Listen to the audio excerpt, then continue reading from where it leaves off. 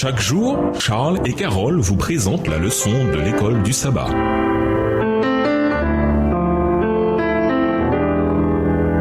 Bienvenue dans votre émission Dieu nous parle. Voilà la leçon de mardi, leçon du passé. Lisons Néhémie 9, les versets 9 à 22. En quoi cette partie de la prière est-elle différente de la première partie? Néhémie 9, les versets 9 à 22. Tu as vu la misère de nos ancêtres en Égypte et tu as entendu lorsqu'ils ont imploré ton aide sur les bords de la mer des roseaux. Tu as accompli des signes extraordinaires et des prodiges contre le Pharaon, contre tous ses ministres et contre tout le peuple de son pays, parce que tu savais avec quelle cruauté les Égyptiens avaient traité nos ancêtres. Ainsi tu t'es acquis une grande renommée qui s'est maintenue jusqu'à ce jour. Tu as ouvert la mer devant eux et nos ancêtres l'ont traversée à sec. Mais tu as précipité ceux qui les poursuivaient dans les flots comme une pierre qui s'enfonce dans les eaux tumultueuses. Tu as conduit ton peuple le jour par une colonne de nuit et la nuit par une colonne de feu qui leur éclairait le chemin qu'ils devaient suivre. Tu es descendu sur le mont Sinaï, tu leur as parlé du haut du ciel et tu leur as communiqué des articles de droit juste, des lois vraies, des ordonnances et des commandements excellents. Tu leur as fait connaître ton saint sabbat et tu leur as donné, par l'intermédiaire de ton serviteur Moïse, des commandements, des ordonnances et une loi. Verset 15. Tu leur donnas du haut des cieux du pain quand ils avaient faim, et tu fis sortir de l'eau du rocher quand ils avaient soif. Tu leur dis d'entrer en possession du pays que tu avais juré de leur donner. Mais nos pères se livrèrent à l'orgueil et raidirent leur cou. Ils n'écoutèrent point tes commandements. Ils refusèrent d'obéir et ils mirent en oubli les merveilles que tu avais faites en leur faveur. Ils raidirent leur cou et dans leur rébellion, ils se donnèrent un chef pour retourner à leur servitude. Mais toi, tu es un Dieu prêt à pardonner, compatissant et miséricordieux, lent à la colère et riche en bonté, et tu ne les abandonnas pas, même quand ils se firent un veau en fonte et dirent, voici ton Dieu qui t'a fait sortir d'Égypte, et qu'ils se livrèrent envers toi à de grands outrages. Verset 19. Dans ton immense compassion, tu ne les as pas abandonnés au désert, et la colonne de nuée ne s'est pas écartée d'eux. Elle a continué à les guider le jour sur leur chemin, et pendant la nuit, la colonne de feu n'a pas cessé d'éclairer pour eux la route qu'ils avaient à suivre. Tu leur as donné ton bon esprit pour leur accorder du discernement. Tu ne leur as pas refusé la manne dont tu les nourrissais, et tu as continué à leur donner de l'eau pour étancher leur soif. Pendant 40 ans, tu as pourvu à leurs besoins dans le désert, et ils n'ont manqué de rien. Leurs vêtements ne se sont pas usés, leurs pieds ne se sont pas enflés. Tu leur as permis de conquérir des royaumes et des peuples, et tu leur as donné en partage les territoires de ceux-ci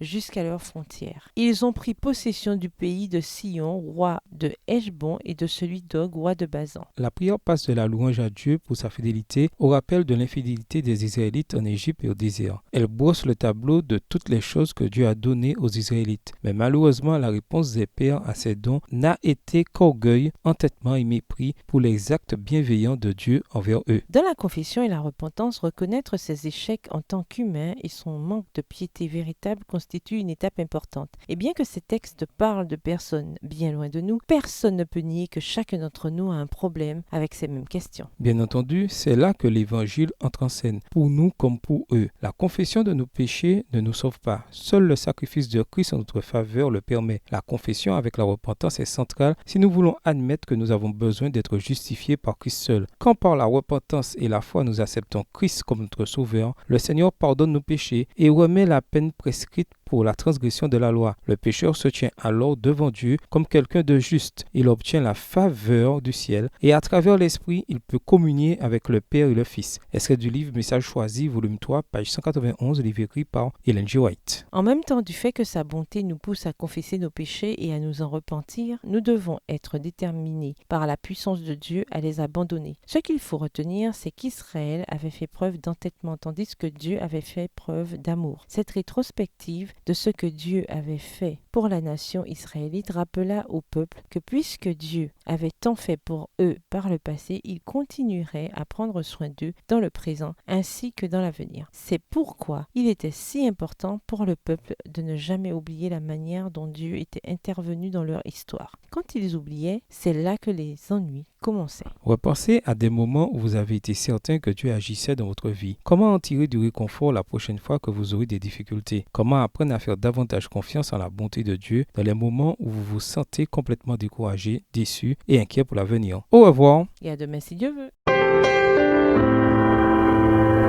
Dieu nous parle. Chaque jour, Charles et Carole vous présentent la leçon de l'école du sabbat.